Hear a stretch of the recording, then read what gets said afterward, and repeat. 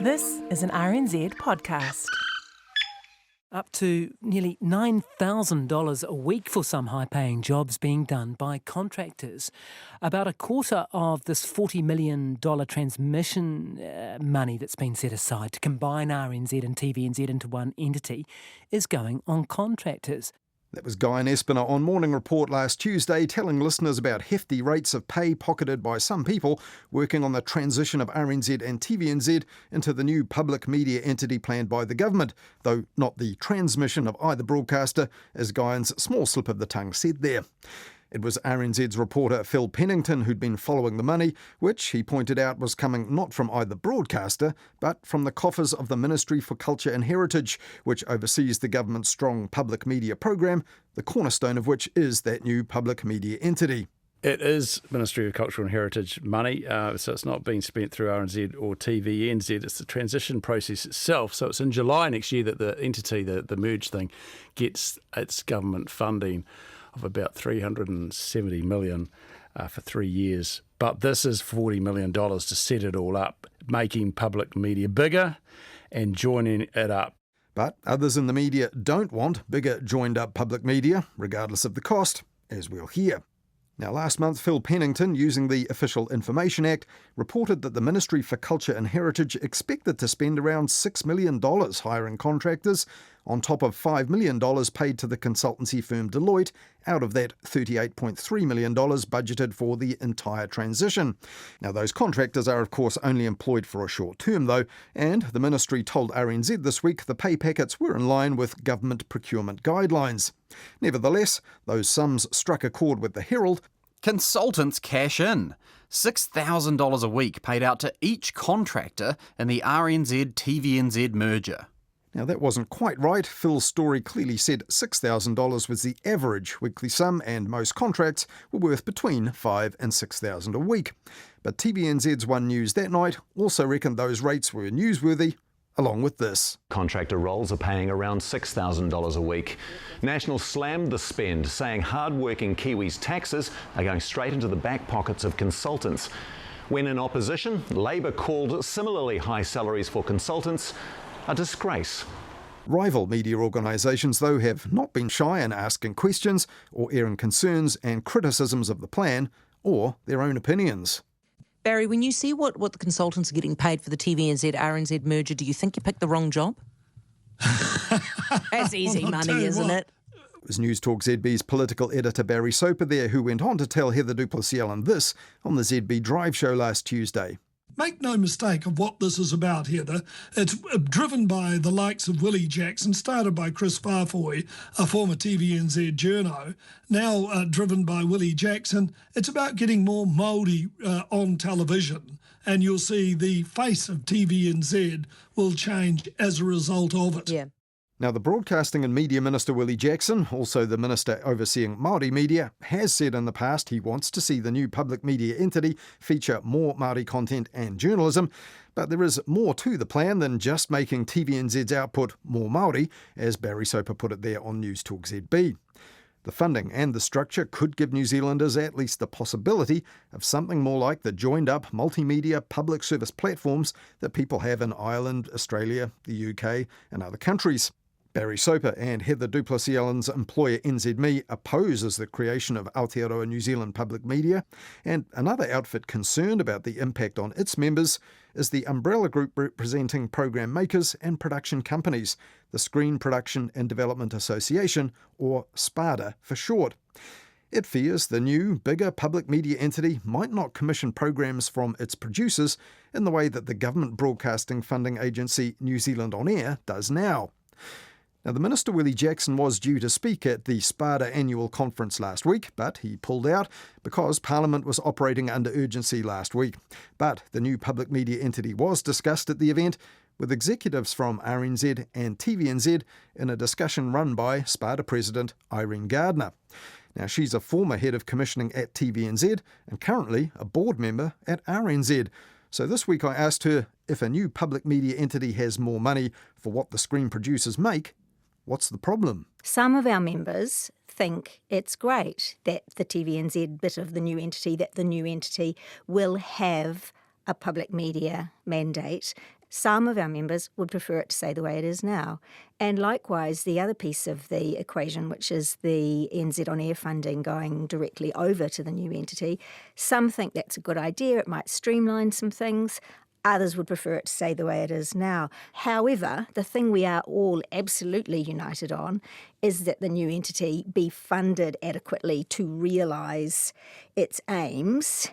The other thing that producers are concerned about is just the thing of behaviour of the new entity, that the terms of trade won't change dramatically, that commissioning policy won't dramatically change, that there won't be a sudden pulling in of lots of production internally rather than, with external producers.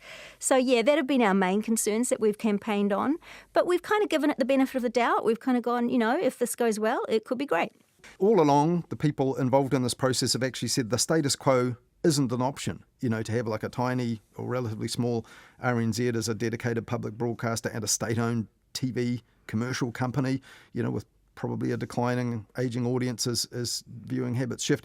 Do you believe, as someone with a lot of experience in the industry, that the status quo is literally not an option? Because, as you mentioned there, some of your members do want things to stay as they are. Yeah, I think they couldn't stay absolutely as they are, because there is going to have to be some sort of a solution to what will happen with, linear TV, the network television part of TVNZ as we progress more down the streamers route.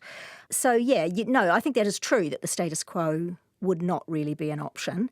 There might have been some other ways to skin the cat. This is quite a bold way of doing it. This is a once-in-a-lifetime change to broadcasting policy.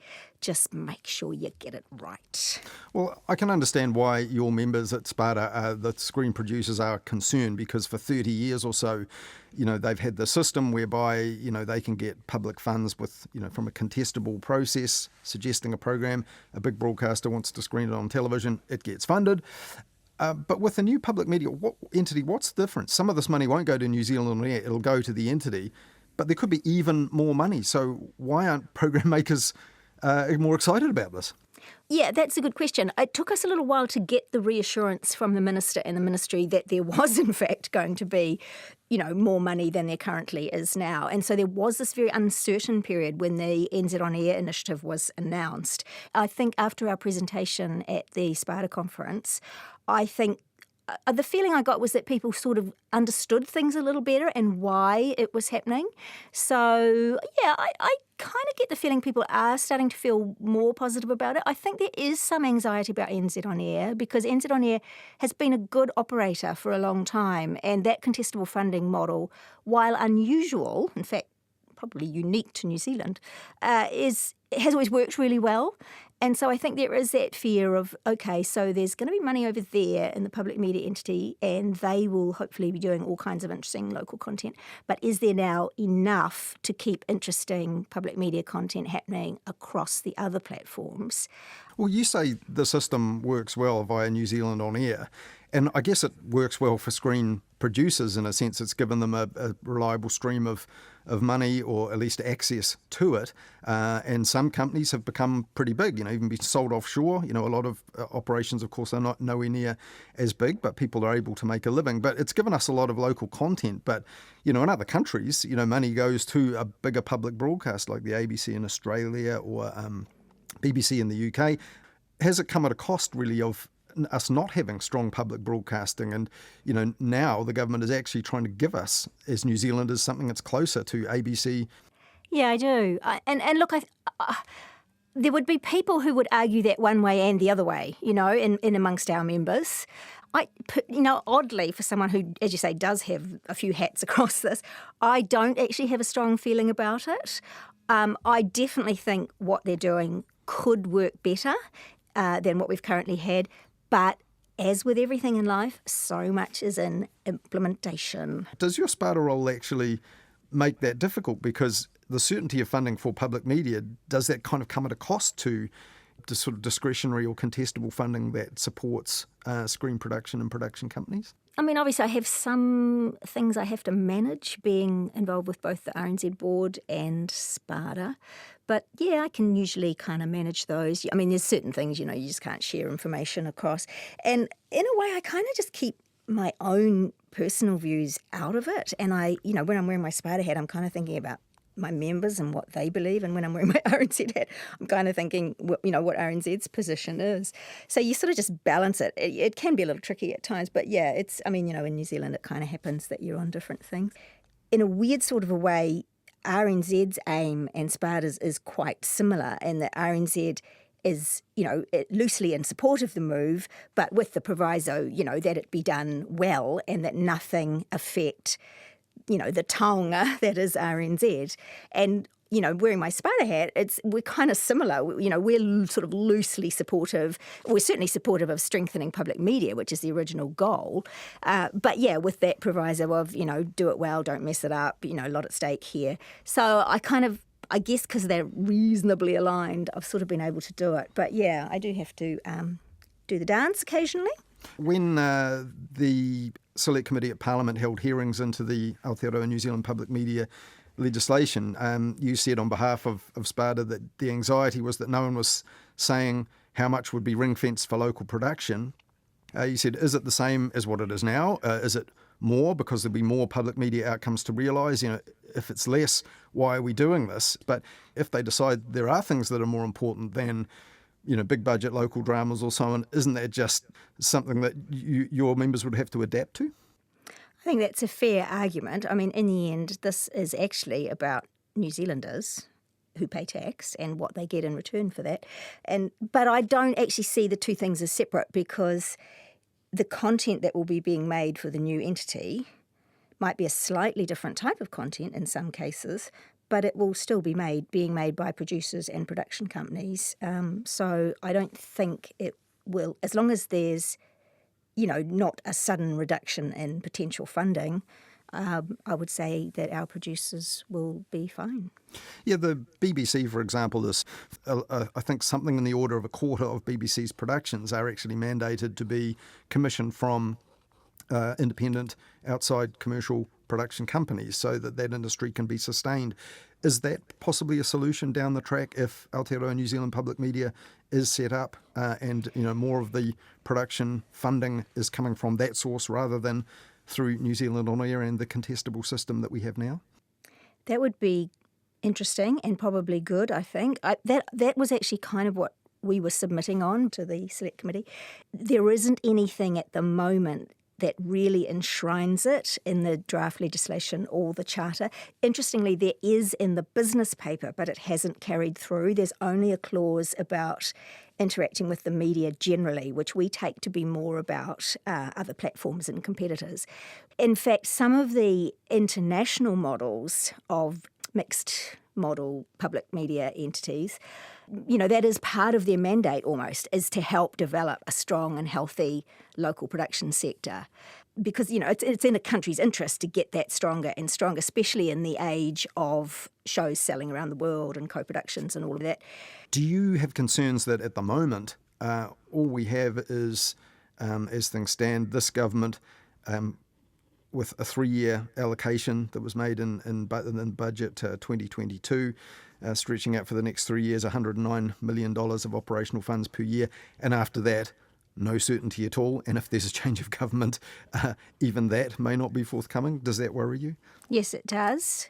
It does worry us a lot, and that's one of the things, it has been kind of worrying to hear the opposition say they would turn it around, because I don't think you can do something as big as this in July and then turn it around in November. Whatever they may think of it, that would be extremely disruptive and difficult. So I'm hoping that common sense would prevail in that respect. Back in, I think, 2018, you were appointed to a body the former Minister Claire Curran set up with the goal of trying to find a way of having and setting funding such that it would be at arm's length from government and actually give the industry and the public sector in broadcasting greater certainty. I mean, that didn't come to much because the minister changed, the plan changed, but at that time, were you kind of heartened that at least this government seemed to be thinking that we need to set up something that would last beyond one term of government or one policy set by one party? Yes, I was. And I would say, our Sparta members were too. And that's the thing to add into this conversation is, while we have had anxieties about ANZ PM and how it might happen and, any downsides that there might be and funding and all of that, at least we do have a government who does actually care about the screen industry and the broadcasting industry and is trying to do the right thing by us and, is actually thinking, well, what might work here? What might improve things? So, that's a positive thing. You would have seen, say, in the past, we had the TVNZ Charter, another Labour-led government intervention that didn't survive very long and a change of government reversed it. We had the TVNZ channels, there was limited funding for that, and it only lasted 5 years. Do you worry that with only 3 years committed by the current government, that this could end up being another, short-term intervention by a Labour-led government? I think that's probably everybody's concern, and I think it's a legitimate concern. I mean, this is a more complex change, and I think it would be harder to reverse. I guess the bigger danger is, as you say, the funding, and I don't know how you enshrine that into the future. I guess what I might have hoped, what we might all have hoped, was that there would perhaps, for something as big a change to broadcasting as this, that there might be more of a cross-party buy-in. I haven't seen that happen, unfortunately. But taking away the politics and whatever any government might want to do, or even any program maker might want to do, what determines this in the end is, I guess, what people do with their time and the choices they make. So in the future, viewing habits are changing, and we've just seen another slice of that where the audience report for New Zealand On Air, this one focusing on the habits of under 25s. Duncan Grieve, writing about that for the spin-off, says, this is his words, what that says is this expensive business of making professionally produced TV shows is losing to the chaos and the pace of user-generated content for global social media platforms. Do you think he's right about that? Obviously Duncan comes from the perspective of a new, smaller, modern platform, and I think that slightly influences where he comes from, but he's not wrong.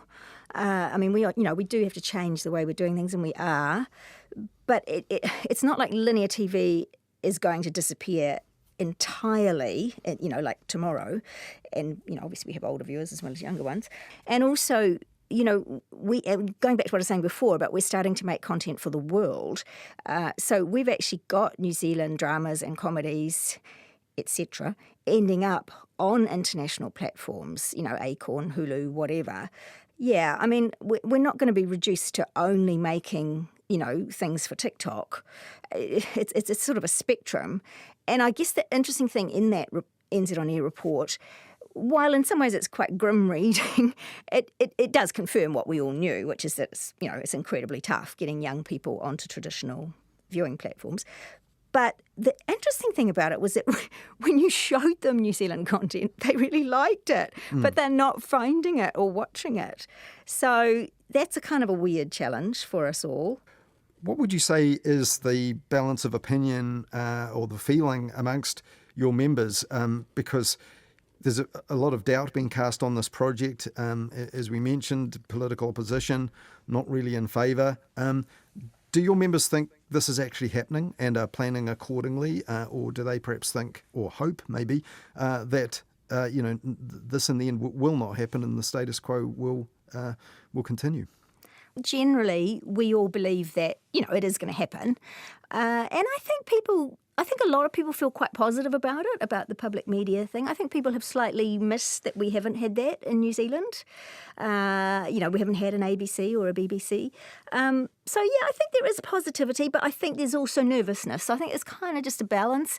I do think that people did feel a bit better after we had the session where we had a couple of TVNZ folk and a couple of RNZ folk, and it was, it just let people explain a little bit more about, why and what, which I think there's been an issue with this because people like Tracy Martin, who's been leading the process, plus the minister, they've been a little bit hamstrung because they can't really talk intricately about creative matters. And, that ultimately will be for the new chair, board, chief executive and management team. And so in that absence, there's been a little bit of a vacuum, and I think that always creates a little bit of uncertainty.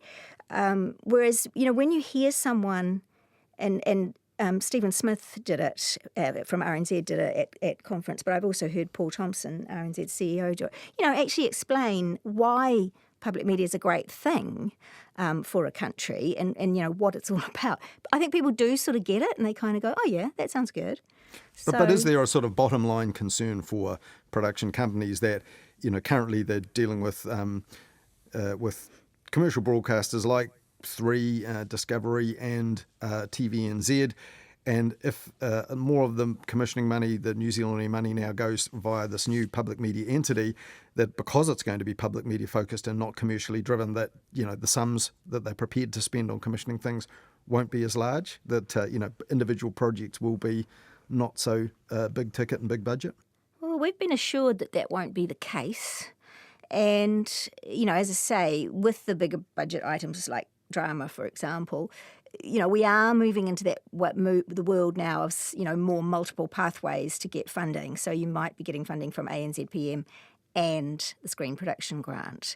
You might be getting funding from both of those and an international partner or two. So I guess it's that thing of trying to make the money go further, I'm conscious of the fact that we're talking about, taxpayer money here. And that's, when it's going to public good content, that's great. But, we are also an industry that is, it's content focused, but it's also a business, and we are a contributor to New Zealand's economy. So I kind of, when we talk about funding, I always, worry that people go, oh, all they do is, get money off people. But, it is kind of more of an investment and an incentive than,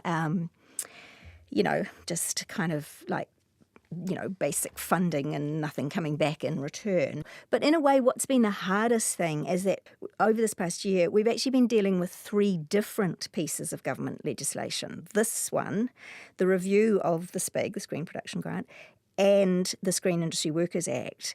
And so when you have 3 big things like that, it does cause quite a level of uncertainty. So I think that's been quite hard, just trying to keep everybody kind of calm and work through the processes.